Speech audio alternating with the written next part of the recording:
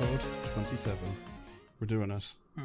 50 Hertz pals right in your ears. No, you didn't even need to ask the number. Wow, that's great.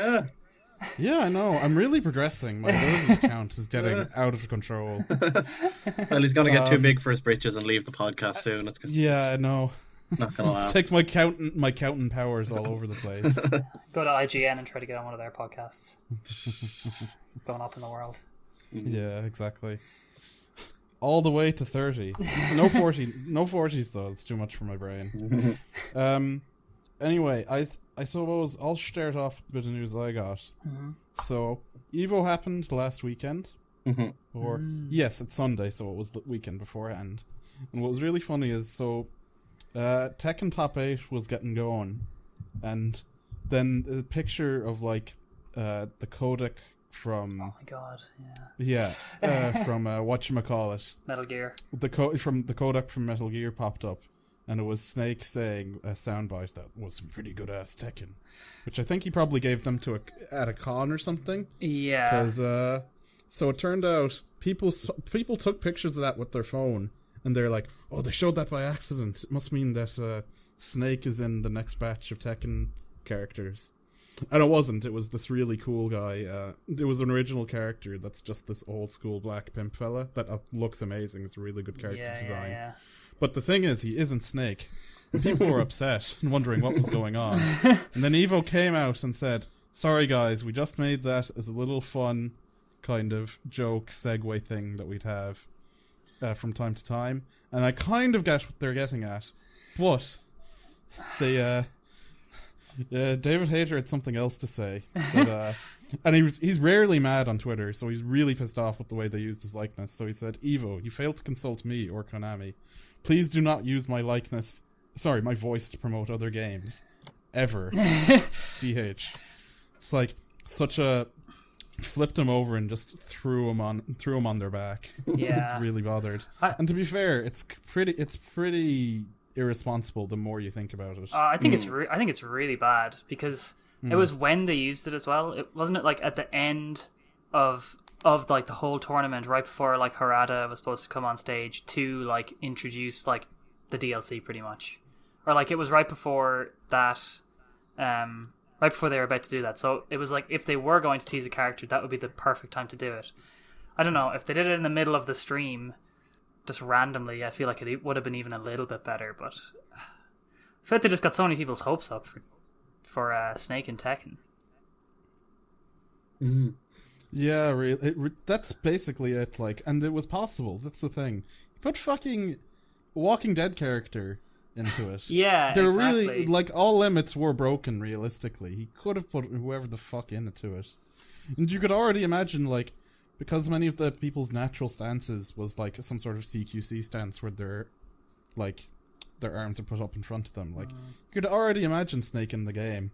Yeah, it wasn't that ridiculous at all. Yeah, yeah, pretty disappointing all told. Especially David Hayter, who's probably not only is he disappointed that it doesn't exist, he's also disappointed that like, oh, it could have been me voicing him as well. Yeah. Yeah. It's well, such a pain, but whatever. Anyway, guys, you've both been playing games for once. For once, I am on the outside, fellas. Yeah, that's true. Actually, Kieran always has a game to talk about. Yeah. I'll go first, actually, because you've talked about my game quite a lot, actually. But I finally got around to like getting really stuck into Red Dead 2. Okay. Yeah, it's like taking a while. I think it's really busy when it came out. I didn't even barely got to the second chapter, basically. And I started playing it last year, so I had like pretty much the whole game to play. I think it came from also. I think at one point you said, Kieran, like if you want to play that game, you should like play it soon before you completely forget everything that's happening. Which almost happened, to be fair. It wasn't that. It's because there's 20 characters to keep track of, and it's like. Yeah, you'd really want to have a decent track of at least half of them. Yeah, pretty much. Be able to tell the difference between all the drunken Irishmen. Yeah, exactly. I still feel like I'm just about hanging on, like, to kind of outside of the main core. I probably know, like, maybe 4 of, like, the sort of fringe characters. There's so many. The camp is, like, so full of people, and every once in a while you'll just see a dot on your map that's like this name. Like, who the hell is that? I've never even do not recognize that name at all. Yeah. But it's not so bad, and I still like remembered my favorites and stuff like that, so it's fine. So I'm about halfway through chapter 4 now. So what's the last thing that happened? Basically, spoilers on for people who are not past chapter 4. Yeah. You know, that's what happens when the conversation naturally leads this way. When a game's been out for almost a year. Yeah, I think it's like it's over now. We can spoil it, but yeah. Basically, the last thing that happened is I got to Saint Denis and got Jack back and started doing some of the first few missions, kind of based around this. Oh, I can't remember his name. He's like the Italian. Yeah, no, I don't remember his name either. But yeah, like you start doing jobs for the Italian fella. Yeah, he just seems like a real shitbag. So I'm looking forward to hopefully getting to kill him eventually, because pretty much right when you like enter, like he wants to get you to do missions, but he's got like this shit-eating grin on his face the entire time, and he's just always like making fun of the entire like group in Italian, right to your face. Like you can see Dutch especially is disgusted by this man, because Dutch is still like a bit of a romantic cowboy kind of crime lord, whereas this guy is like a proper crime lord, like a organized crime kind of fella. And for Dutch, it's like it is about the money, but it isn't about the spending of the money. It's about the possession of the money to kind of just keep doing what he's doing. Yeah, perpetually. Exactly. I feel like it's a lot of the game is really well told in terms of like the West kind of dying out and like seeing the future like literally unfolding before this entire group's eyes. And I didn't really think about how like there was probably that small overlap of like where, as you said, like the Wild West, like outlaws overlapped with like this new wave of like organized crime, which is really interesting, I think, because you can see that they really do clash. And if the group wasn't in dire need of money, that they probably wouldn't be working for these people. But absolutely, and that's the thing. You can see that like more and more and more they're coming up against all of the problems that like the real world is putting in front of them. I remember like the game, and to go on a bit more of a tangent, the game like really loves nature. Like it's a very subtle theme, but I would say like especially when you see the directing and just all of the work that was put into nature graphically, that like it does appreciate the frontiersman aspect of it, and it likes to show how we've gone from like kind of brutalizing nature and using it to our own means. Like you see that with the there's a lumber company that if you keep visiting them as the story keeps progressing, they'll have destroyed more and more of the forest. Interesting. Oh no. I didn't notice that. And like I just remember like the whole gang expressed like their disgust for Saint Denis, like a city. And like it lingers on the black smoke those big factories create. It just has a completely different atmosphere to like everywhere else. Yeah, I completely agree with that for sure. When you walk in there, it's just so horrible and dirty in comparison to everywhere else you've been. Like other places are dirty in like as you said, like a more natural way. But it's just the smoke when you're walking through the town. It's like makes it like completely separates it from anywhere else you've been. I feel like generally at the moment, impressions of the game, I'm like probably like a lot of other people, I'm very torn between. I think it does a really good job of like telling its story and like having interesting characters. I'm liking all of that a lot. And even like Jess is like just watching me play, and she's almost as excited for that because it is just like a nice game to watch because there's so much going on. There's so many characters to keep track of. But I think one place where the game just really falls down is sometimes when I don't know. I guess it's just the gameplay at times. There's certain things it just doesn't do well. Like whenever I have to search a house, I just dread that so much. It's awful, isn't it? It's like it's just was never ever made for that type of thing at all. Well, Arthur walks around these like rooms like a fridge, and he just gets caught on every single bit of furniture, and it just makes it look so uncomfortable. Which is it's difficult. And it's a pity because like I don't know. I guess I just think that they needed to. like sometimes the UI can be pretty clumsy as well. I feel like that doesn't help with searching houses and stuff like that either. There's very small things, like you'll have your gun and you'll have the right ammo in each gun, and you get off the horse and now he's left one of the long guns in the horse's saddle for no reason. He does that at random. There's no consistency to whether or not he'll leave a gun on the horse. So you go back to the horse, you get the gun out, and oh no, wrong ammo's in it now. Yeah, it's just wrong ammo was just loaded into it. It's little stuff like that. It's just like, yeah, it's frustrating. And sometimes you'll start a mission and like you'll ride off with John or something like that, and then you'll have to do something very specific, and you'll remember that Arthur forgot one of his guns on the horse, and you'll go back to the horse, but then the game just keeps telling you, like, follow John. Like, you're not allowed to go to your horse now. You're not allowed to get a gun. It's like, but I want to get a gun now. Why can't I just do that? they're right there. I remember, because it has options for the UI, I tried to turn the compass completely off and, like, live like a man and just think it out myself, and it's like, you can't do that because it'll tell you, like, oh, park the station wagon here. Park the station wagon in a spot, and it's like you'll pick a spot, and it's like no. You have to have the map open, and it's this specific spot. Can't be anywhere else. And it's just like, it's so rigid and old like that. Yeah, I think that's like what I don't like about the game, and I just wish they could have improved that a little bit because everything else is so good.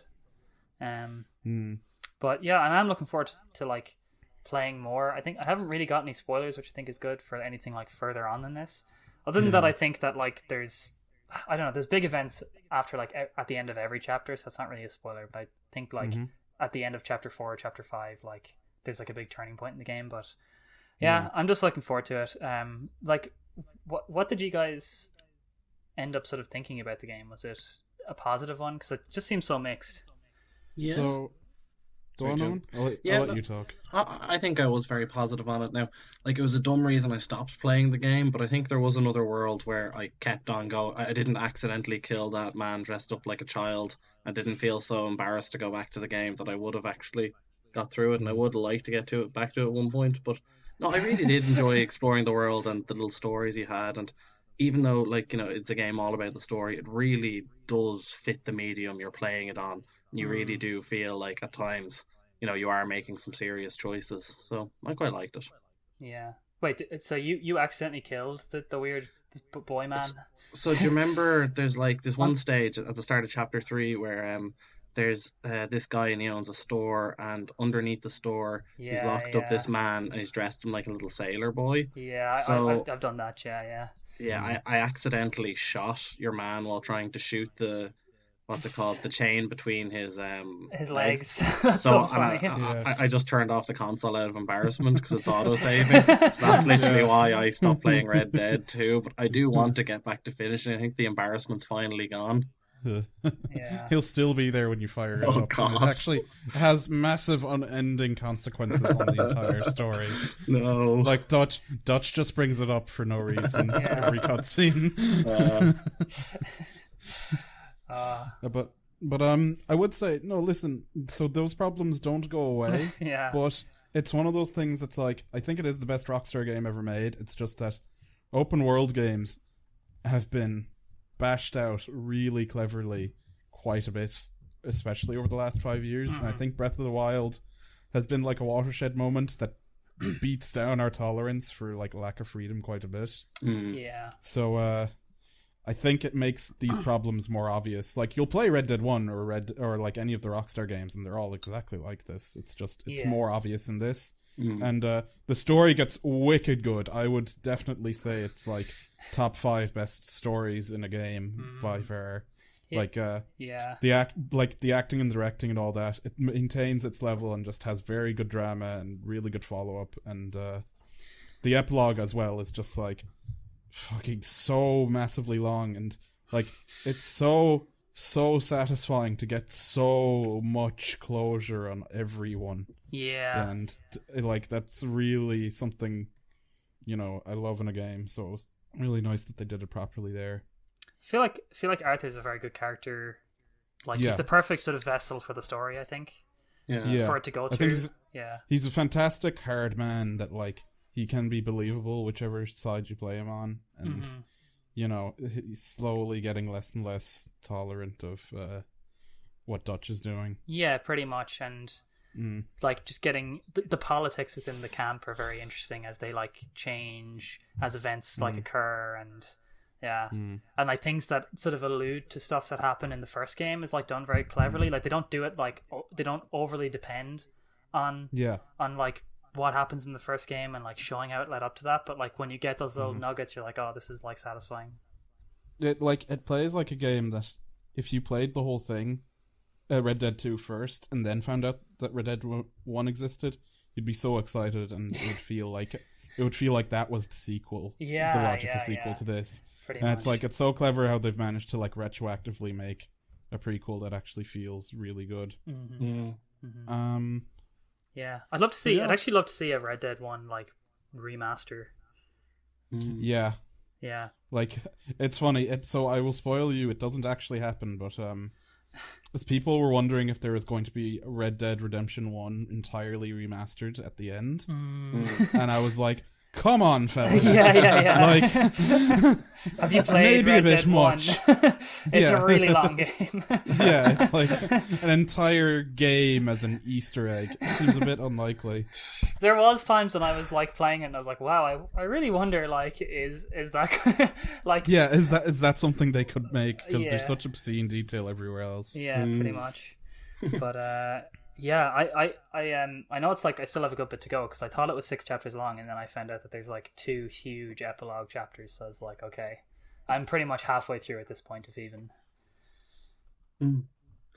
Yeah, so that's pretty much it from me for Red Dead. So far so good. Good stuff, Owen. Pick up the football. What have you got? So now that I'm a Game Pass elitist, I said I'd finally get round to installing it on my laptop, and there was some issues initially with it, so I feel bad for kind of putting Josh in the hot seat about, oh, why have you not gotten Game Pass for your Xbox? Or for your PC. It actually was really awkward. It made me do an update that didn't work for a week, and then after a week I was able to actually get that update to work. So like it has this weird update that kind of gets like Xbox functionality on your computer, like stuff. Oh, did you buy a PC on? Yeah, sorry, PC. Ah, okay. I didn't know you bought one. That's cool. Oh no, just my laptop, the same one I've been using since college. But it's just there's lots of like indie games and stuff, like nothing too intensive. Yeah. Okay. Cool. I'd kind of only want to play like weird strategy games and shit on it, because like anything that actually I feel does play better with a mouse. 'Cause I wouldn't do anything you play with a controller. Just use my other consoles for that. That's fair. Yeah. So the one that really kind of drew me in after I got this done was the promise of Age of Empires 2. Because they're talking about that at E3, and I thought it was already out. Turned out it's not out till September, so I had to go for the next best thing. So Rise of Nations. I don't know if you are familiar with it. I think I've talked about it a few times, not on this podcast. So basically, Rise of Nations is like Age of Empires if it took a bit of inspiration from Civilization. So there's like a few different things, like there's like territory now, which you never have like physical marked territory in Age of Empires. There's city structures that you work around, and there's like, instead of being like 4 ages, all kind of set in the Middle Ages or whatever, depending on which of the Age of Empires you're playing, it's from the dawn of humanity to what they call the Information Age, or like modern times. And that they're all kind of very superficial, but there is some actual very big changes, like more of an emphasis on the tech and the economy, which I think are actually very good. Or they really lean into multiple victory conditions a lot more, kind of like Civilization. Cool. I know there technically is multiple victory conditions in Age of Empires, like Wonder versus... I guess it depends what mode you're playing. It's not you can just go for any victory condition.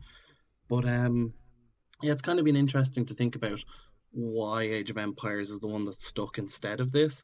And there is definitely this kind of feeling of, okay, this isn't quite what Age of Empires is. And I think it might be just the finesse of control in Age of Empires, and just how like instant it is to get what units you're using, what your units are good against.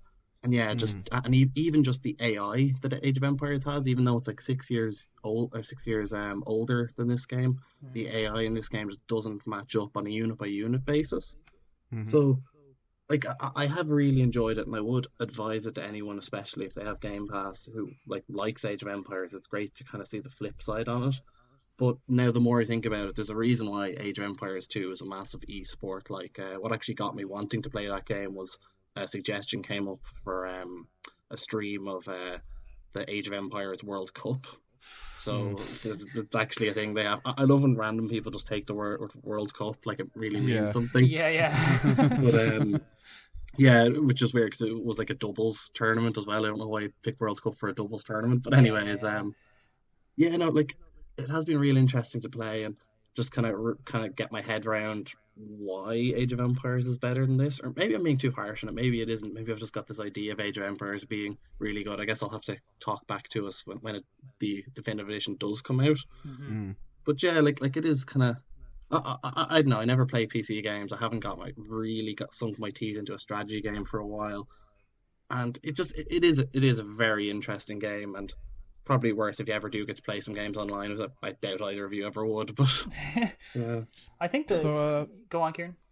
So is there an emphasis on diplomacy at all? If there's that civ into it? Depends on the game mode. I usually just do teams. No, I think the emphasis more on is kind of outdoing your economy and out teching people. Either that good. or doing the killing blow quick kind of things, like rushing someone to begin with, kind of that dichotomy. Yeah, like the Age of Empires, the thing that a couple of RTS snobs have talked to me about, it's like Age is grand if you want to only focus on the economy. It's the moment you get into actually micromanaging the fighting that it kind of comes up short compared to other things. Oh really? I started watching YouTube videos where people would be comparing the same cost of one unit versus another, and just it seemed almost the same level people go to Smash Bros about looking at hitboxes and shit. I don't know. Yeah, I could be wrong because that was literally just one person, and it's the only perspective I have. Yeah, but maybe this person was just overdoing it, and yeah, maybe StarCraft or something is just miles ahead. Yeah, I'd imagine. But I'd say once you're good at it, that you can, you can get into the hitboxes and whatnot. Would they be when you get right up there? Would they be microing individual units, or is it just I have about 30 or so lads here, I'll just kind of... Yeah, so sometimes they would particularly use a scout to get the enemies, or get the AI to focus on one of your units, and then have it move just slightly out of range. And if the other player isn't controlling those units at the time, you're taking advantage of the AI, shit like that. Okay. Or there's all this game around placing towers and castles to edge out people or guard resources. It's actually real interesting to watch, just never having thought about playing Age of Empires like that. Mm-hmm. But yeah, anyways, basically I wanted to play Age of Empires and I couldn't. That's, I guess, the crux of this little story. That's what it's coming down to, yeah. Yeah. Do you know Age of Empires 4 is in production? Oh, is it? I never even played 3. I'm just interested to get back to 2 because there's all these expansion packs which came out in the age of Steam. I just think it's really interesting that there's a game that was 10 years off where nothing was made for it, and then they started doing expansion packs for it again. Yeah, it's really crazy. It's kind of, it reminds me of 2007 RuneScape, but even more so. Yeah. Where it's there's just this fervent love for the old school entry in the franchise more than anything else. Yeah. And they just want to go back to that and stay on it. I remember my brother bought Age of Empires 3 when it first came out because he loved Age of Empires 2. And I have no real idea exactly why, but he was just I hate it. It's terrible. Don't like it at all. It's not Age of Empires 2, so I don't know why. To be fair, play that. I've seen footage of 3 and it's very fucking different. Yeah.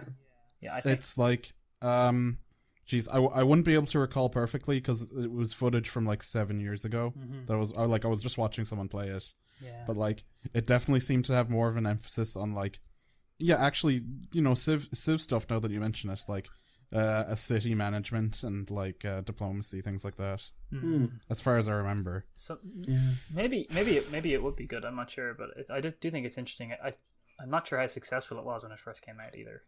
No, I don't think it was particularly. I think I never played it. I think that was maybe just it was expensive, like, so I didn't get a timer. I don't know why I didn't play. Maybe I didn't have a good enough computer for it at the stage. I think that was when we kind of let our computer slack for a few years there. Not complaining really, but yeah, no, like there's a reason why people go back to 2 definitely, and yeah, like I think it's probably the one with the least amount of love for it. Did you say that Rise of Nations starts at the dawn of man? Yeah, like just like, before the classical age, like. Oh, okay. I was thinking like Spore Oh levels. no, no, it's not that mad. No, like it starts and you have cities built and you can build farms and you can cut wood and much else, kind of. Cool. Fair enough. Yeah. All right. Wow. No, I suppose it's time to move on to the main segment, the actual meat of the episode. Yeah. We're gonna go back to at the start. Like, okay, it wasn't the start of the year. It was 2 months in, I remember, because Resi 2 was off the table. But we decided to actually to set up a fantasy league, betting on what games would come out and which ones would do well, stuff like that. We had 7 games each, including Pa, who is not here, but will be with us eventually. Yeah. His list is kind of eviscerated, though, to be fair. So yeah, I'm gonna quickly go through Pa's, because so Pa had second pick, so he managed to get Sekiro out from under my nose, and that's the biggest scoring game out of all the games we're going to list here. Yeah, because it's the only game that's broken the 90 threshold, so he got double points for his first point in the 90s. Yeah, and then he bet Then the fool that he is, he bet on Silk Song, the Hollow Knight DLC. That's not happening. Celeste DLC, that's not happening. Or if it is, it's going to be so small no one will review it. Dreams is in it. Dreams of Untor is in its early access beta, and so there's a load of gifs of people remaking PS1 games in Dreams that look fantastic. The Metal Gear Solid one looks really good, to be fair. The MGS one actually blew my mind, and so did. Have you seen the Spider-Man one? No. So they remade the first couple levels of the Neversoft Spider-Man game. Oh, that's great. With all the fog around. Yeah. And it's it was really impressive. It's the one thing Dreams seems to be falling down on are its animations. That everyone just animates really poorly, but it makes fantastic screenshots. Yeah. But anyway, it probably won't get so it's meant to have a full release. It has no date. Yeah. But the full release will have the campaign and stuff in it and more tools. But hopes aren't high. Monster Hunter World Iceborne. This might get enough reviews to get an Open Critic score. So I'd actually imagine that the scores will be quite good for this, because the buzz for it is good. Yeah. So he may pull that off. Cyberpunk has been confirmed for next year, and Neo 2. I forgot that they announced Neo 2. Yeah, same. I think it's I don't think it's going to come out this year either. Yeah, it's weird. They haven't shown off any footage, which does lower the chances. Like, if it's going to get any kind of holiday release date hype train going, it would need to remind people that it exists. Yeah. I remember the trailer for it, the announcement was at the Game Awards the same year that Neo was released. And I think people are I'm realizing anyway that trailer was we are now developing this game. Yeah. It's pre-production is over type thing. Yeah. But yeah. Good luck, Pa. So then I might just take one each from ours as we're going on. I whacked in for Devil May Cry 5. I was actually really, really sure that it would get 90 or above. Yeah. So it got 89, which definitely tears me just a little bit. But it's that's fine. Yeah, it's one of the better scoring games. It's pretty overall. good. I mean, it's strong still. Yeah, it'll probably show up on. I wonder if any website will give it Game of the Year, but I definitely will say it'll be on that list with Resi 2.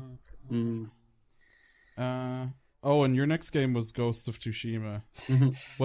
How do you feel about it releasing now that we're in a post E3 world? So post E3, go on. I still don't think it's impossible, but it's probably unlikely if Death Stranding has been given kind of the end of year slot, hasn't it? Yes. So I don't think they'd bring out those two games that close. So I guess it's a bit questionable. So Yeah, I'm not feeling Ghost of Tsushima coming out this year, if I'm totally honest. Sorry. Yeah, unfortunately, it'd be the same. yeah. And Jerry, you got destroyed by I think this Ori and Will of the Wisps was like an opening E3 trailer. I cannot believe they're not bringing this in. Like, what the fuck are Microsoft doing? Like I was so mad when I saw that was next year. It's like I feel like that game has like been on everybody's mind for like the last 2 E3s. And I was like, it was my first pick. I was like, that's a lock for this year. Because, like, what else does Microsoft have? Gears, I guess. But, like, you know, they need it. Come on. that and, like, Ori is just... This is going to sound bad, but, like, I just would not imagine an indie game to have, like, the same kind of lumbering marketing cycle that a AAA game has. Yeah. Where it's like, once they announce it and they put out a trailer, they're close to being like, you know, an alpha build where it's all complete. We're not adding more features. It's just about fucking getting all of the content done. Like, that's where I would think they would be at, which I don't know. Ori, I haven't played the first one, so I'd say Ori probably has more up its sleeve than I thought. And the art does look very nice. Yeah. So it probably is more work than I think. Yeah, I think that's the one that's really like because I had Last of Us Part 2 as well as like the shot in the dark kind of like, oh, if this came out that'd be like a good call, but I just thought Ori was the ace like, in the hole. I didn't even think Ori was a risky pick, but No. then again, last time I ever pick a Microsoft game, They'll let you down, Jerry. it did. At least you didn't put State of Decay 2. That's true. Do you still actually? I don't want to derail too much, but do you still listen to the Xbox IGN podcast at all? I don't. Although I am running out of podcasts to listen to at work, so I think I might go back to it soon because it is just hilarious. Of like, just excuses basically. The podcast. They must be so sad at this point. Fuck! Imagine having to talk about State of Decay 2 for that long and be like, well, I mean, come on, guys. It's like it's got some things going. It's like, no, it doesn't. It's just it doesn't. Come on. It's a poorly made zombie game. Yeah, it's managed to be worse than Actually, that reminds me, Days Gone, which would have been a free 7 points over all these zeros, was not picked up by any of us. Yeah. Now it's disappeared forever. So Super Mario Maker 2 was my second choice. I deadass thought that this would be a low 90s. Yeah. I really thought it could push it. But and it's funny, it's one of those games that I was really back and forth about getting when it came out. And then like it's been a month and it's like it's crucial for a game to constantly be adding meaningless shite so it can generate a headline these days. So it hasn't added a slope or like a different colored question mark block or given Mario a new hat, so it's kind of fallen out of the limelight a tiny bit. It's still. I think it's like in their. It won't win Game of the Year, but I think it will actually be in the conversation. Do you think might get Switch Game of the Year? Yeah. Yeah, I think it's a good shout for Switch Game of the Year, but I would wonder. I think would it be on that Fire shortlist? Emblem probably has that one sewn up because I think. I don't think so. I think from the conversation around Fire Emblem, I think it's been really interesting that like a lot of the hardcore Nintendo sites. Yeah, I know, for a second. Actually, it's the next game, so I suppose we may as well talk about both at the same time. But what would you say, Owen? Then, yeah, just the actual people are saying you can kind of tell that this isn't an Intelligent Systems developed games. It's kind of got a bit of that Koei jankiness since they've been putting the work behind it. And there are some people who have complained about just kind of this disparity of quality between the 3 paths you can take. That like there is literally one of them which is just like this is the good path with the interesting story, and the other 2 definitely just don't hold up to it. And the fact that if you want to see all the content from the games, you have to repeat the first half of the game, which is very similar again, and they even keep having all the tutorials stuff and all in front of it, so it just seems like really cumbersome. So I don't know, I feel they might have kind of dropped the ball on that being a really top-notch game. Interestingly, I went to 2 EB games over the last, I think it was the last weekend, and I'd never seen this before, but like there were, when I was in there for like 5 minutes or 10 minutes each, there was like 2 or 3 people that came in to ask for Fire Emblem, and they were both were sold out. Oh. So I think it's I'm not going to say it isn't selling well, real well. Yeah, but maybe I'm not sure. I guess I've only really listened to the impressions of. I bought it an hour ago. Oh really? Yeah, I would kind of I'm going to contradict Owen a little bit, but I've heard good buzz. People that I would know, like Alex and Cormac, that were very hardcore Fire Emblem fans and were kind of apprehensive about all the school stuff, really coming around to the game and enjoying it. I think they're probably only on their first run through. Yeah. It's good to know about that. There's one good path thing, so I'm definitely going to look that up. Yeah. Is it the blue one? I couldn't tell you which one it is, but I just remember hearing that like literally there's some critics who'll have gone through this game and just have a 1 in 3 chance of having had the best experience versus a very middling one. It's very funny you put it that way, and it's but still got good reviews apart from that. Yeah, I think so. I remember I was listening to whatchamacallit, the Easy Allies podcast, and they had like a long conversation about this person basically submitted a user question that was like, well, if you look at the camera angles and the shots and the amount of beautiful young people that are in your squad versus any other type of character in the game, you realize that and he just started using the word pornographic to like describe everything, and like it made the whole crew like caught up laughing, and then if they said like, this is a reasonable question if you just exchanged exploitative for pornographic, but it's because people are so Puritan about how sexy Fire Emblem could be that it's like but yeah, it's funny to think about. I'm definitely excited to see how much of this is like silly, inane social waifu simulator and how much of it is like a serious tactical game. I feel like they've taken out a lot of the like the weapons triangle. Have they taken the weapons triangle out?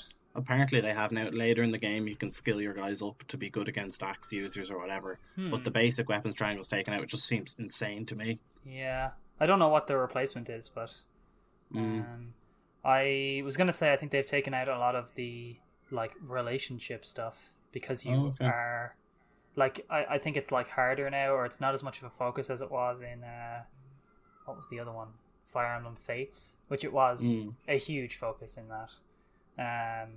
That's just one thing that I've read. Maybe, I don't know, again, I haven't played it. I am really interested to play it though, but just don't have the time right now.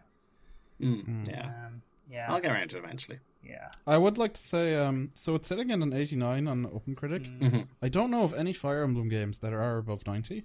Okay. Awakening maybe, but potentially Awakening, and that it would be about it. Yeah. So yeah, I think it's probably doing fine. Yeah, I've heard a lot of buzz on Twitter, maybe in general, about it. People seem to be very into it, but it's interesting. Yeah. Fucking, what's that lad that like? I remember I saw a post of like, my new thing is finding out people that claim they're not gay but are really into Claude. Was it? Oh yeah, there's like one of the like leaders. Yeah. Very popular on Twitter. Let's put it that way. God, that's good stuff. So, Jerry, so your second game was actually Shovel Knight, King of Cards. Yeah, that hasn't not come out yet, but I think I'm going to Google it. I think the release date is somewhere. I think the problem is that it's set to come out at the same time as the Smash Bros. Thing. And then they're saying, then we're done. It's over. No more Shovel Knight. We'll have filled out everything we said we'd do. Yeah. It got delayed. It was supposed to come out in April, which is why I picked it, but then it got delayed, so we'll see. I think if it does come out, though, it should be good. I think. Decent, anyway. Yeah. It looks like release date is coming up nothing, but... Yeah. Who knows? Fingers crossed. Okay, no, they have been delayed from April 9th. Yeah. But surely they can't be delayed by that much more. Yeah, that's what I was thinking, yeah. You got this, Jerry. Yeah. It'll be fine. You'll get your 88. Good. That'll be good. I'll be happy with that. That's the highest score so far. It's just so easy to predict a game will get an 88. So my third game was Cuphead, The Delicious Last Course. And that was another one that's like, fellas, it will be out in 2020 during E3. I was a smidge disappointed, but it is what it is. I think I'll be fine, realistically. And then Link's Awakening, Owen. Did this get a release date? Yeah, it's out in September, so not too long. Yeah. Nice. I think this one could be potentially score very high, but then I wonder could it be very divisive, seeing it is a remake of one that people have a lot of nostalgia for. That maybe that like obviously the original one was rated very high, its re-release was rated very high. There's a big following for it in the Zelda community. But then I wonder maybe we've all been blinded by just how much we like the game that it really won't hold up as much when we have our hands on it. But we'll have to see. I think what they've shown off looks so cool. Just like the perfect little Zelda game. I think, like, I will like the length, but I think the length will be a stick that some reviewers use to beat the game with. Yeah, That's the only thing I can think the length, about. well, it'll be like on the shorter end of a Zelda game, I guess, in comparison. But Yeah, I'm all for that. But hopefully they've got something to kind of point you in the right direction, because I think if you release the original Link's Awakening in this day and age, people mightn't kind of stand for how complicated it can be to do things at the time. So maybe if there's something that kind of gives you just that much of a push, that would really help it. And it's probably going to be my highest scoring game, I think. Or there's a good chance it will be. More than likely, yeah. yeah. And Jerry's. Oh no. Yeah, I think I hate this game. I have more hate for this game than anybody else in the podcast. But somehow I managed to have a Pokemon Sword and Shield, so I'm like completely You were The thing high is, on this- it at the time, weren't you? Very You much were- so. you were This was against it. before Yeah. the first trailer. It looked fine. Yeah. Like, it didn't look great, but it looked like it had all the graphical problems we're giving out about. We were getting a brand new Pokemon game with all of the old Pokemon coming back, and it was gonna be like more or less at the same level of quality as the previous gens. It would be fine, and then they announced that they weren't bringing back all the Pokemon, and then everyone had this moment of awakening where it's like, wait a minute, these games look terrible and the animations are terrible. Yeah. I thought the reason for that was because of the Pokemon, and it's like any of the shortcomings the games had, you could say like, oh well, they have to support that many Pokemon now, and everyone was like, grand, it's the point of Pokemon after all. Yeah. And then it's like, then that's gone, and then there's this moment of like, wait a second, what are we paying for then? And I think it's like another thing people pointed to is like it looks like the same quality as like a 3DS game, but like now they're getting like, I don't know, $20 extra per game because it's on the Switch. Probably more realistically. Yeah. Considering Fire Emblem looks demonstrably better, like it has actually like a console release. Yeah. You know, for what's traditionally a handheld series. Yeah. Yeah. That graphics thing is a good point, but all the other stuff, I feel that stuff reviewers mightn't give as much shits about as Twitter will. No, I think it will review fine, and I think, you know, honestly, I think that there'll be reviewers out there who, like, it's such a divisive point. I think it'd be very difficult to review it without having a stance on that issue. I think it'll score low 80s rather than high 80s. It won't be hit very hard. Yeah. Like the user score will be in the red if it isn't already. Like, this is that's where it'll fall down. But yeah, I think it'll still do fine-ish. I can't imagine a world where a Pokemon game scores below 80. Yeah, I think so too. Yeah, I think it's a safe bet. Be fine, but yeah. Won't be anything to write home about. Man, that would have been such a... If they had blown people away at E3, I would be so much happier with my list. Yeah, damn. I feel like at the moment that was a bit of like an anchor of like, well, Pokemon is like, that's guaranteed to be like amazing, to be out and good and make you a lot of points. Yeah. And speaking of making a lot of points, Kieran's next game is Control. Fellas, it's happening. I'll be swimming in 88. It'll be perfect.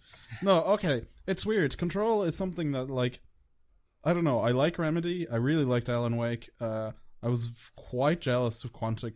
Quantic Break. I'm trying to remember. Yeah, it was Quantum Break. Yeah. So what was the name of the developer that I'm claiming that I like? Quantic Dream, right? No, that's the French guys. Those are the Detroit people. Remedy. Whatever. Remedy are the Remedy, thank you. Jesus.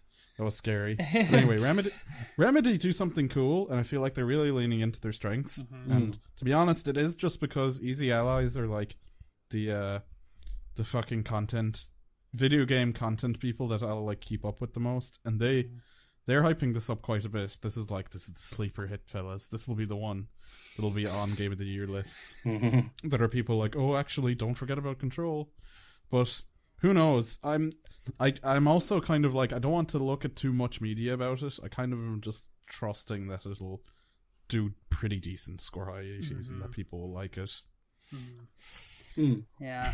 Because the only thing I know about it is that you're like the head of an FBI department in charge of like paranormal shit.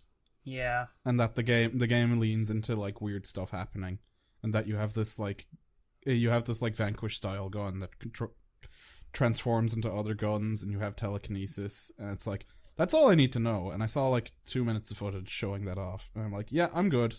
The less I know about this game, the more fun I'll have, probably. Yeah, very soon coming out. Didn't realize. Yes, end of this like month, 2 weeks or something. Oh, really? Oh, we get to see very soon. Nice. Okay. And so Owen got burned bad. Yeah. Yeah.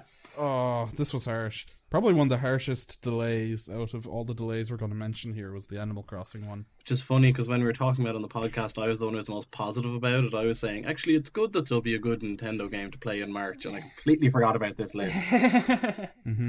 Yeah. I do think it's better for the game, but obviously it's worse for On.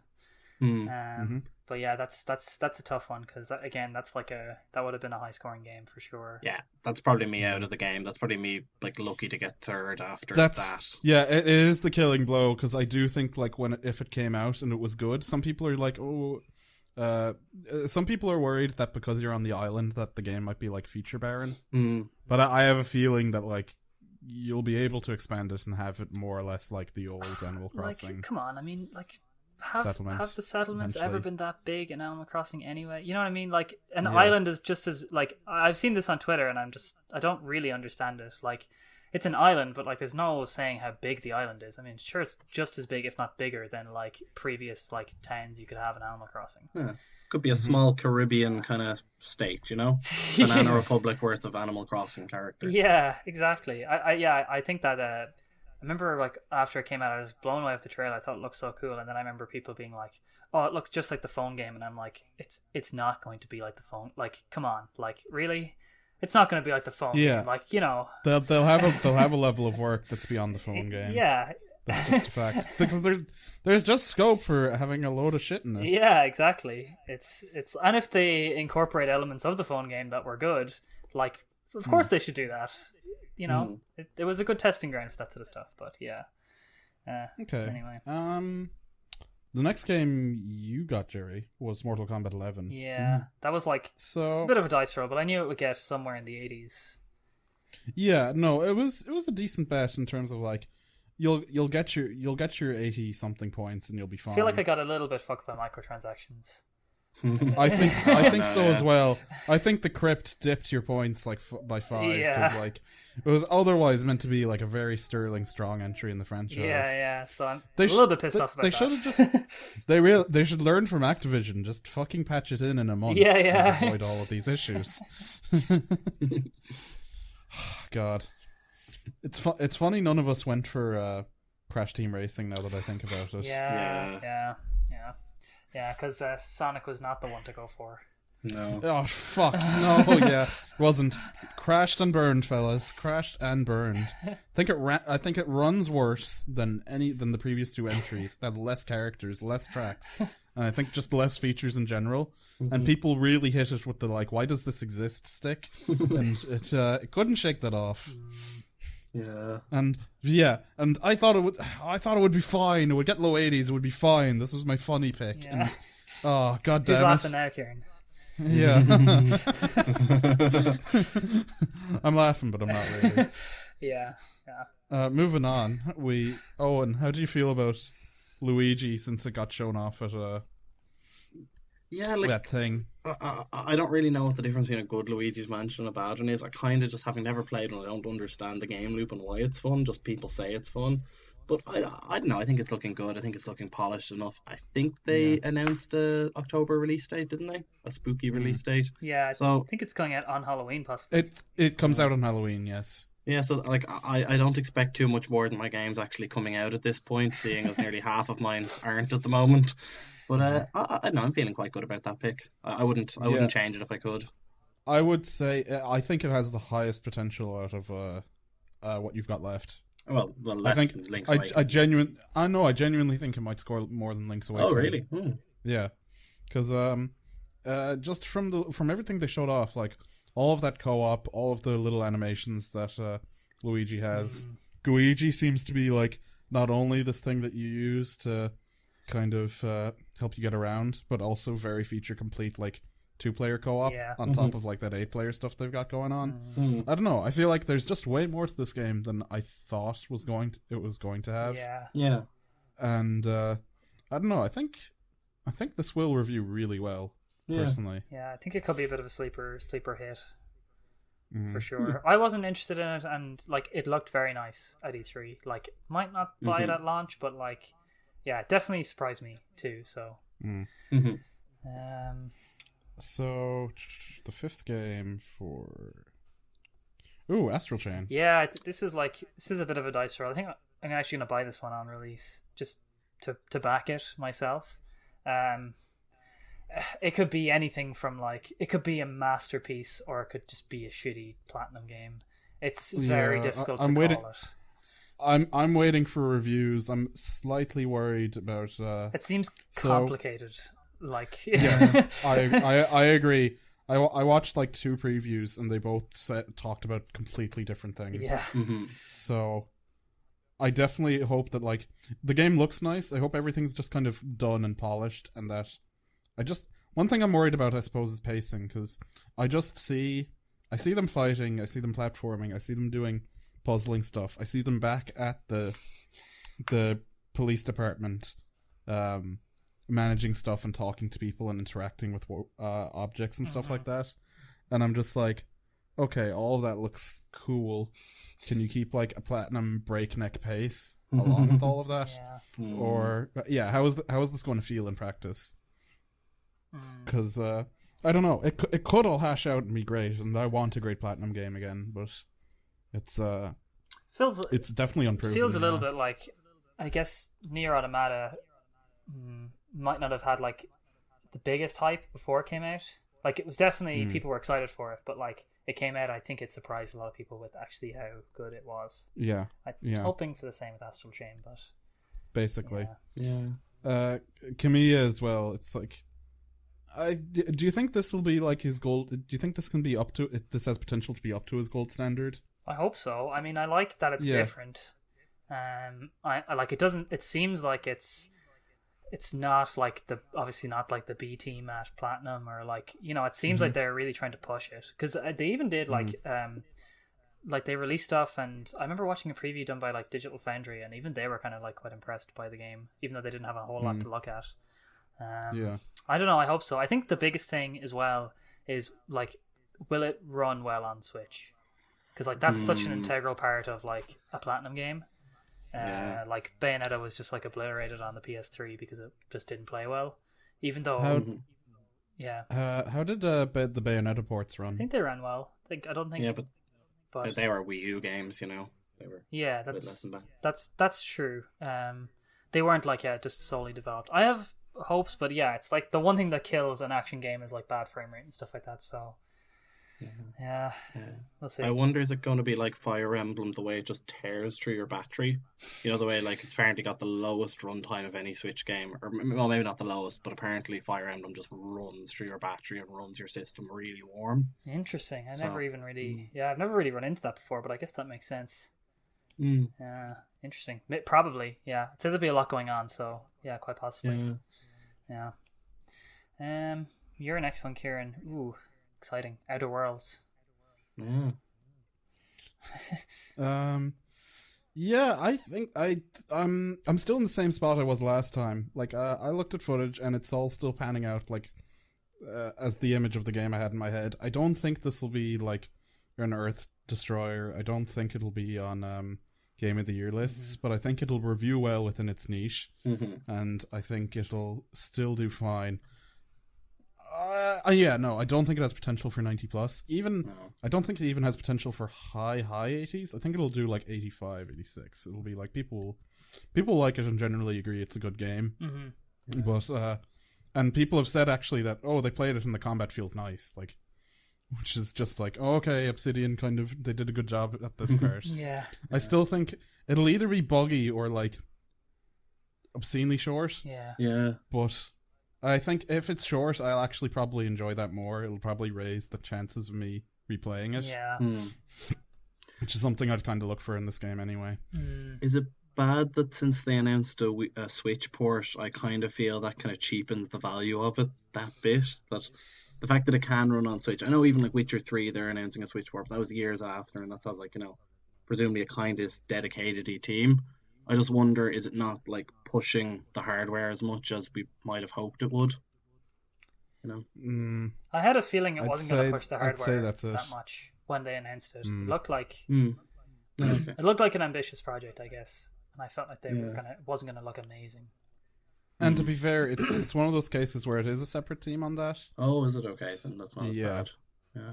Or wait, is it? I just thought since God. it's Obsidian, it just doesn't seem like they'd be having a B team. That's fair. Anyway, I don't know, so we'll have to move on. Yeah. Owen, what was the score in your mind when you slapped down Persona Q2? See, like in hindsight, I should have realized that they have a very rabid fan base, but they never do amazing. But they probably always review it this, so it probably was. This is probably on the better side of Shin Megami Tensei Persona games, or well, that aren't the main Persona games. Yeah. But I was a little disappointed with that. But maybe that was just because I set my expectations too high.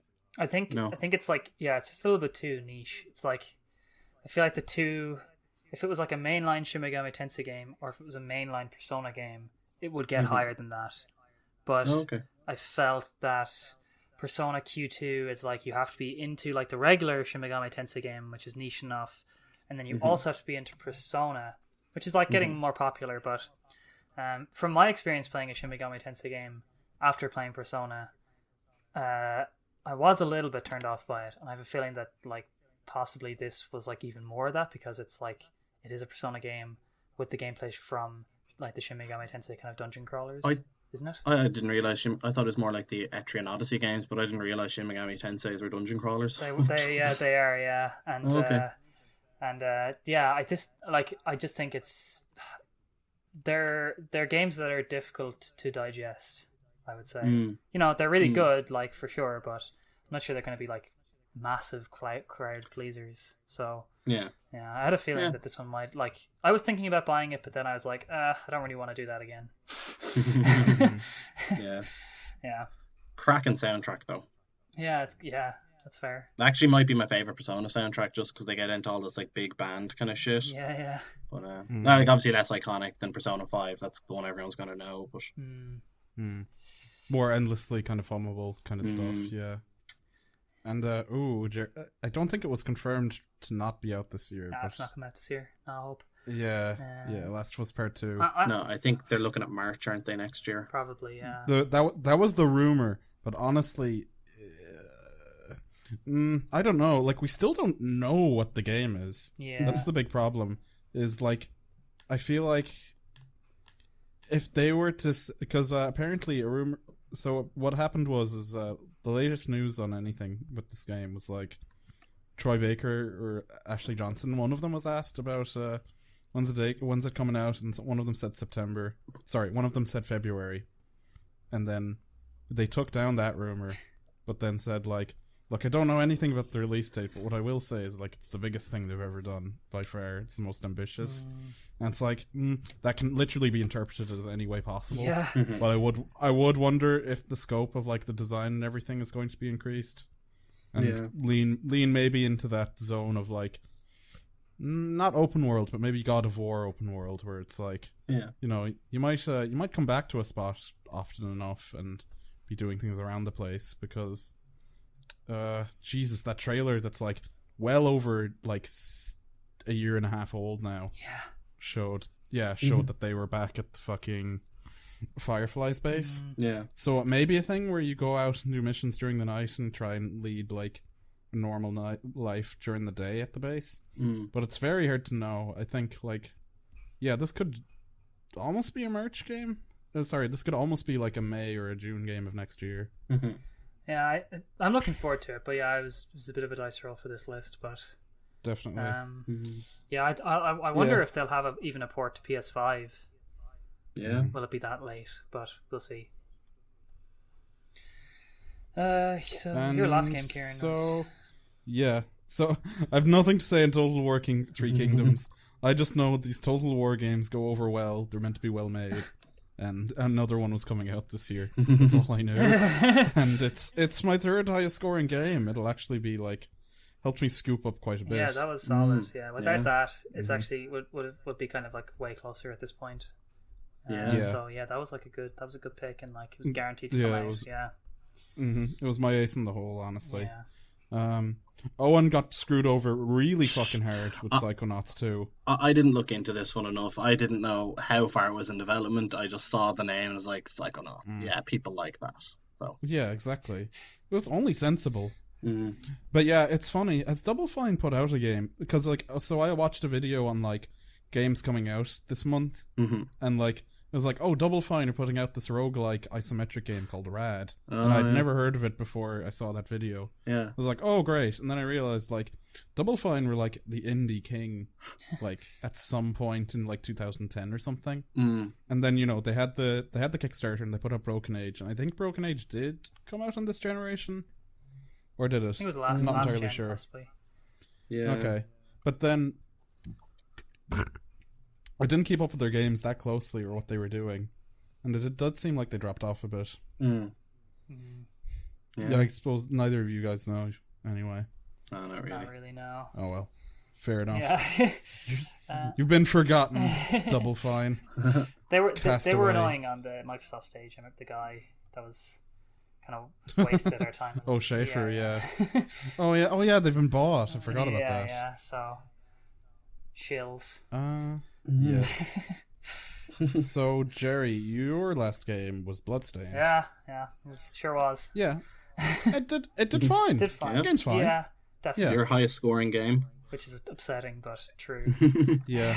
It's, you know, it's kind of fucked how the video game industry is. That's like, fuck, literally, if you get, like, imagine if you got 84 on a test, and, like, your parents are just like, yeah, okay. Yeah, I guess.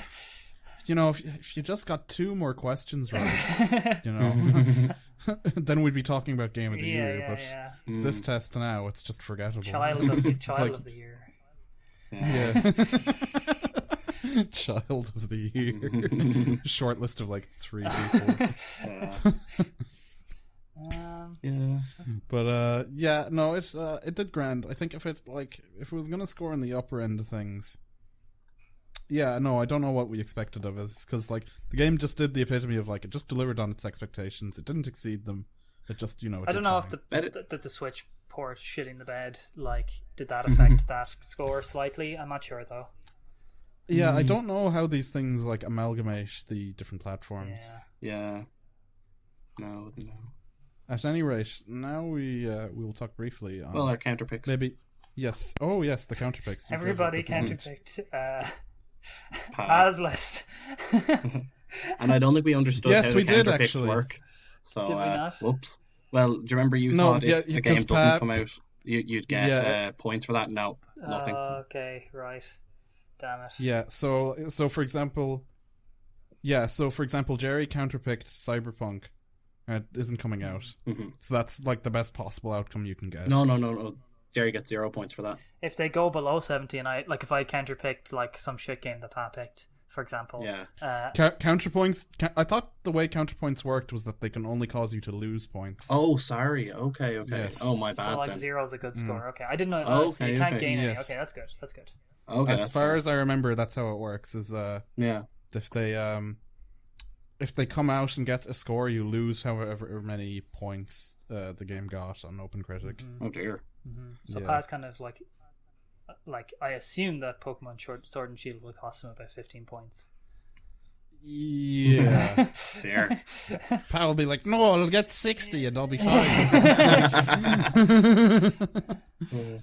I was like, no, he's probably going to lose a game's worth of points there. Yeah. Owen is like semi-risky with Dreams, but I think Dreams won't come out, so he's probably fine. Yeah. I was also semi-risky with Celeste DLC. I probably should have just, gone with something that definitely wasn't coming out, but I think I felt like being careful with that. Yeah. It's tough to know. I mean, like, Neo 2 could have come out when we originally made this list. Silk Song actually genuinely could have come out when we made this list too. That's true. I think that and like I knew the Celeste DLC would be like, because he confirmed it was only like one chapter, that it would be and it would be free. So I knew it would be fuck all. and review sites don't like reviewing DLC, or at least slapping a score on it. And what they hate even more is reviewing DLC well. Like if you ever look up review scores for DLC, it always does worse than like the game itself. But yeah, the counter picks are probably going to be fine for all of us except that. Yeah. Now, speaking on that, would we all like to list a game maybe we've got an eye on that we're going to bid on as soon as this? Yeah, I think that's podcast fair. I have wrapped one up. question though, and I think it's a bit of a cheeky one, so you're probably going to say no. But is Dragon Quest XI an eligible game? If Fantasy Critic says it is, then I guess it is my opinion. Did we make rules that we can't have like remakes, or like it came out last year? I know I'm kind of almost like arguing against myself here, but I would make a bid on it if it's eligible, because they have added quite a bit to the game, like a lot, and it is coming out on a different platform. I don't know. I mean, I'll leave it up to your vote if you want, but well, we can all bid on it. So I think fair is fair. But okay, well, yeah. Kieran, how do you feel? Sorry, could you explain that again? Just Dragon Quest XI on the Switch. Oh, is that what you're going to bet on? Yeah. Actually, Jerry, I just searched it there. It's down as ineligible. I think we set rules within Fantasy Critic that won't let us. Yeah. That's fair. Yeah, I think ports were off the table. Okay. Even though, no matter how enhanced it is, Jerry. Okay. You can go ahead and see if anyone's reviewing Hero DLC instead. Actually, I may talk about that briefly once we're all done here. That sounds like a good way to close it out. Yeah. So, I want to bid on Doom Eternal. Okay. Yeah. Okay, yeah, I'll make a bid for Doom. I'll take you on, Jerry. So let's see. So let's search it. Select. Wow, there's a Latent game coming out this year. That's interesting. Oh dear. That's ineligible, so it's obviously like a remake. Yeah. I wonder if it's Switch or 3DS. Wouldn't even know. There's 2 Doom Eternals here. Is there? Oh. I only see. Well, you can both get a Doom then, guys. I only see one. Yeah, we'll be fine. Okay, I'm selecting the top one. Oh, they both have the exact same date. So are I'm you hoping. opening the? So you're opening the bid, so I'll have to counterbid that. Okay, that's fair enough. Is that how it works? Maybe not actually. Yeah. Okay, I'm just bidding anyway. Okay. Bid for Doom Eternal for X was made. Okay. So who wants to do the next one? I guess I should keep my strategy of going for games that are very unlikely to release. So I'm gonna say Killer Queen Black. I think there's just such a vibe around that game. You still got that. We'll give that one to you. Oh no, you took it away. Okay, good. So yeah, I'm gonna put down a bid for Killer Queen Black. Okay. Yeah, I think just because I won't get contested on this is why I'm bidding for Call of Duty Modern Warfare. Can we see the bids that are currently like? No, so the system, I don't understand it. We can, because even when I was making secret bids, it didn't seem to get it. Apparently, what will happen is at some point during the week, it will check all the bids. And at some point during the week, it'll check on all the bids and resolve them. Okay. And I don't know what point of the week that is. That's very frustrating, because then we can't see what other people have bid. Yeah. Okay. Okay, so you're going for Modern Warfare. Yes. Okay. I'm also going to make a bid on Death Stranding as well. Yeah, I think that's the one where we'll actually contest each other. Yeah. Because, alright. Yeah. So I'm going to say Gears 5. I think Gears 4 did alright. Xbox is due a game actually coming out and being of some sort of quality, so I'm going to say Gears 5. Yeah, Gears 5 is actually a reasonable one to contest. And Gears 4 got 83, so it didn't do amazing or anything. And yeah, again, I feel like the buzz is slightly higher this time because I feel like even other like fans of other consoles almost want Xbox to get a bone at this stage. You know, like I'd like to see them release one good game this year. That'd be nice. I don't know. They don't even have a Forza to kind of like lie on either. yeah. Yeah, I feel like they need Gears to be good, especially after Crackdown as well.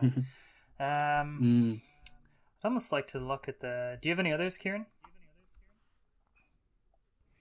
I'm just thinking now. Gears 5 was always a good shout. To be honest, I may keep an eye on the indie scene, see what's going on. Because one thing I wanted to do to close it out, guys, is have you can have a look at like what's the games we've missed that we probably should have thrown up here. So you may think, oh man, Resi 2, we did it after that. We missed the highest reviewed game of this year, but we didn't. Do you guys want to have? Do you want to take a guess at what the highest reviewed game was? The game that people keep mixing up with Outer Worlds. No, it was actually. It was the so maybe we might not have been able to bid on it, but it was the expansion to Final Fantasy 14. Oh, you know what? Sitting at a 93 open critic. Because that came out a while ago, right? And we first talked about redoing this, and that was like actually on my list for that. But then we just sat on it too long, and then it just didn't. We just passed it. But yeah, I knew that was going to be really good because it just seemed like the buzz was super high. Yeah, that and the buzz is super high, and I won't say it doesn't deserve this, but apparently you have to play a lot of it to get to this content. Yeah. And I think that has selection bias in it quite a bit then. I guess so, yeah. There's it's hard. That's true, yeah. It's like, how are you supposed to almost anybody who gets there is going to love it because they already love the game as it is. Basically. Yeah. And then the other 4 games that weren't on anyone's list but actually did well and we wouldn't have been able to bid on were Steins Gate Elite, Nowhere Profit, Outer Wilds, as one pointed out, and Cadence of Hyrule, which all got either an 87 or an 86. What's Outer Wilds? So that's I'll let Owen explain. So basically, it's this game that dropped on Game Pass on first day and just gotten really good reviews. I think it's basically kind of like Majora's Mask, where you're repeating the same time period and you're just trying to solve this puzzle relating, I think, somewhat to sound or the shapes of planets. Anyways, it's this kind of one. People don't really want to go into too much detail explaining to other people. So I think it's a bit of a spoiler if you know too much going into it. Did you play it, just this really smart.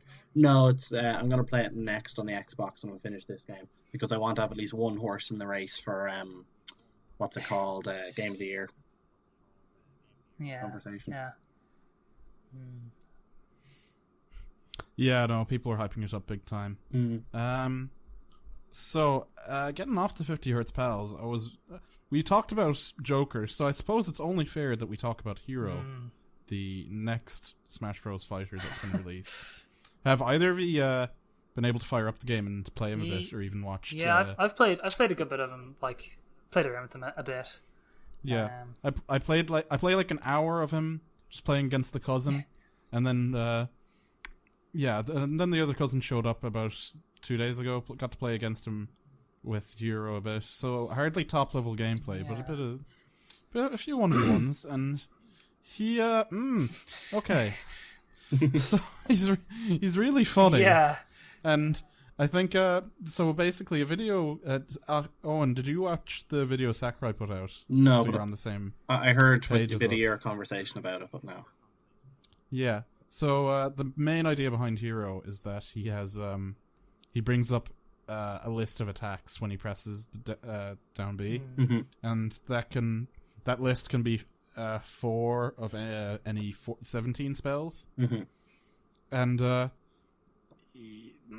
some of them are really, really, really amazing, like actual Final Smash levels of quality, and some of the things, like, myself and Jerry were speculating. We speculated that whack and thwack would be really bad in practice. And I've seen hitbox visualizations of them, and they're very good, and they're actually something that, like, if you see thwack and you hit someone at 70, there's a very good chance you will kill them, if you can aim it correctly.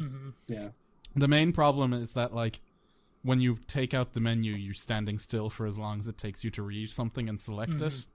And I found in the heat of battle, like, there's no fucking point trying to read everything. The moment you see something you're at least the tiniest bit okay with, you mash the button straight onto that.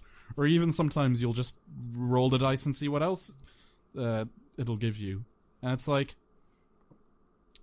because you're just picking stuff at random at that point, it's really fucking pot luck. Yeah. Like, it genuinely is, whether or not you're hitting someone with something stupid. And his specials are also insanely good. Like his neutral B is very, very good. That, like it's probably better than the down B. Like, because you're you're guaranteed to like do something good. But like with down B, you got a chance to just like fucking kill yourself. Yeah. That like I find it even as side B, it's like you can't be hit out of it if you charge past a certain point, and it just consumes him with electricity. It's like a Pikachu Thunderbolt turned up to like 100, and it can knock people back so much. But yeah. So I remember myself and Jerry were talking about it the night before he came out. Like, people are losing their minds. He won't be that bad, and it's like, he's not that bad, but he's definitely going to. And it's like, he's not good. This is the thing I kind of want to emphasize. Yeah. It's like, he's still not. I'd like to see if people win tournaments with him, but I don't think they will, just because like he's very, very like, besides that, he's very slow, and once he uses these amazing spells, he like, they use up a third of his MP bar, and once he's out of MP, he is fucking awful. Yeah, he's terrible. Like, yeah, and it's like, it takes ages. Like, he can get MP when he hits things, but it does take ages. Yeah, I feel like he's got a big disadvantage. Like, he's got a huge advantage. Like, it's like, there's no middle ground with Hero. He's either amazing or he's awful. Yeah, and it's like, you'll definitely see clips of him just fucking owning the shit out of people for 3 stocks, because everything went right over and over and over again. And like, yeah, so I think that's probably the main problem with him, is that the way he's designed now is just too polarizing. And if they just took some power out of the spells and put it back into his aerials or his other shit, then he'd be less stupid. Yeah, it's like, it's even hard to say. I could see how, like, they said they spent more time balancing him than any other like character they've ever balanced. Even though he's still unbalanced, I can see how, because it's just like, at the end of the day, he has more specials than the fucking Mii's. Yeah. Okay, no, he probably doesn't, but it's still like, I can get that they've spent a while balancing him, but I still think that, like, hopefully by the Banjo patch something has been sorted out, and if it hasn't, then I would think it wouldn't be that silly to, if I saw that the Smash community was having a conversation about a ban at that point, then I probably wouldn't blame them. Yeah, I think I watched Zero's video on it. He's definitely on the side of like, like, we're really jumping to conclusions here big time with the whole, like, let's ban him immediately. Yeah, I have to say I kind of agree with that. Like, you can't ban him immediately. I think just because that's just silly. I don't think any fucking fighting game community, unless it's like really blatant, would ever ban a character immediately. I think it's one of those things that's like, you will just have to wait and see until Banjo comes out. If the community all agreed that, like, we're gonna wait until Banjo comes out, and if he isn't changed a lot, then we're going to start talking about banning him. So anybody out there that's maining him, just be aware that you're on watch and he could be banned, and if he is banned, then you're going to need to pick up another character. Because people say all the time that, like, oh, if you're past a certain point, then people who've been playing him get completely screwed over by banning him. And, like, that's just, that's kind of fair, but I do think that, like, they would also be screwed over by him getting nerfed, which would also be better for the game. So, and they would probably take up another character. So, like, how damaging is it to have a character banned to the community, really? It's one of those things that you would have to be careful of. Yeah, I do, on another note, I do love him for the casual play. Oh yes. I think he's just when you're having the crack, he is so fun because he's just so many weird things happen. Yeah. I think he's probably the best free-for-all character. Yeah, definitely. Just because he's so fun. And he definitely, I don't know. I feel like I love hearing people who like, I don't know, it's like play like in Elite Smash and like come up against heroes and are just like so irate about it. Yeah. And it's like, maybe you needed to be taken down a peg or two. I don't know, but like this rogue hero, like. Yeah, I do think Hero lends himself to just really funny shit where, like, especially even in 1v1s, you get that vibe of just like when you're playing at 3 a.m. and everybody stopped giving a shit and they're just playing Ganon but just down being at each other over and over again. He just gives that vibe where it's like, oh whoops, I picked Kamikaze, hope you didn't go towards me. Yeah. But yeah, and overall, like, the animations and the way they've represented Dragon Quest and this design in terms of like it representing Dragon Quest and being fun, they've done that like 1,000 times over, I'd say. Yeah. I haven't played Dragon Quest, so I wouldn't know 100%. But as a Dragon Quest fan, Jerry, how do you feel about it? It's really cool. Like, I just love the skins are like all really perfect. The stage is really nice. I love the way they have like they got a good chunk of music by like having the 4 different characters. They managed to get 2 for each, which is nice. And yeah, like there is a part of me that's like, as a Dragon Quest fan, where like I felt the community had to sort of, I guess, justify their existence in Smash quite a lot. Like people were like, who the fuck is Hero? I wish he was a bit more balanced or like a little bit less controversial and like people did like rally around. Like that's one thing that I kind of hate. It's like I feel like I wish that the character was just like celebrated more and not a meme, but at the same time he's still really fun, so whatever. Like I have a feeling that like Banjo will come out and like the rhetoric will be like, Banjo's here to save Smash. From all these people who just hate Dragon Quest or like hate Hero at that point. No. It's not happening, man. Yeah. But we'll see. I think he's really fun. Definitely. Yeah. And with that, we're going to close the podcast. Did it again.